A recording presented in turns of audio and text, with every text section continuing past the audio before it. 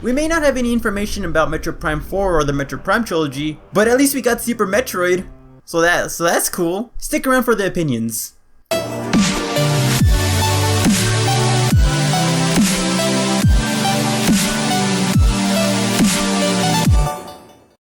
So we did get a little bit of news revolving around the Metroid franchise, and it's that Nintendo is officially releasing Super Nintendo games on their online service, releasing a bunch of games like Super Mario Kart, Super Mario World, Star Fox, Link to the Past, and most importantly, Super Metroid on their online service. Now for me personally, I'm genuinely really excited for this. I've never personally owned Super Metroid. I've always had to rely on emulation because I've never owned an SNES. My 2DS is too old to support Super Nintendo games. The Wii service is down. I don't own a Wii U. I don't own an SNES Classic, and I'm not gonna buy a new 2DS just to play Super Metroid. So now having a chance to play this game officially on my Switch just makes me so happy. Now easily the best part of all of this is that the fact that the Switch is a portable console, which means I can play Super Metroid on the go. I can play Metroid 1, Return of Samus, Samus Returns, Super Metroid, Metroid Fusion, and Metroid Zero Mission all on portable consoles, and that is so freaking cool. So with Super Metroid now being on the Switch, I'm really happy that a lot of people now have an opportunity to play this game because if you have the online service, you can play it for free. Although when you think about it, there's another positive side to this. There's actually a rewind function when you play these games. So I can just imagine a lot of people using the rewind feature to practice their speedrunning techniques. Epic wall jumpings and pseudo shine sparkings, just a bunch of people just training and practicing. I know for a fact I'm going to be doing that a lot, just to get better at the game, so I'm hoping you guys would also take advantage of that too.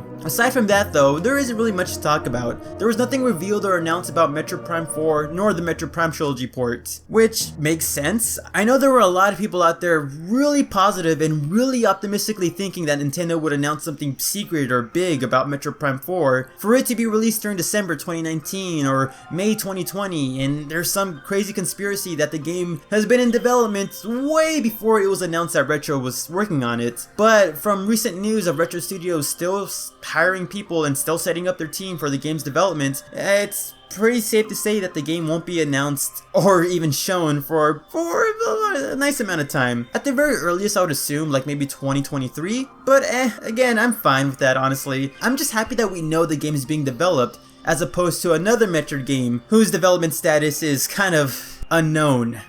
And when it comes to the Prime Trilogy news, again, I know there's a lot of people pretty optimistic about the Prime Trilogy being released. I've already talked about how I don't think Nintendo's gonna really make the Prime Trilogy anytime soon. But I've got people telling me that Nintendo's already has the Prime Trilogy ready. They were supposed to announce it during the Game Awards, and the couple of leaks on some Swedish website confirmed its announcement and release. It's been almost a year since the Game Awards, so unless Nintendo really forgot that they had that game ready, I don't think they're gonna be announcing a Prime Trilogy port anytime soon. If anything, they probably will like think about making it closer to Prime 4's completion, announce the game to build up some hype for their latest game in the franchise. Although when I think about it, it'll be pretty cool if Nintendo actually works on the Prime Trilogy, but releases it alongside Prime 4 as like a big bundle, the Metroid Prime Anthology, all 4 games in one package. If that's the case, then I'm willing to wait like a couple of years for a trilogy port, but that's just blind hope. Who knows if that's ever gonna happen.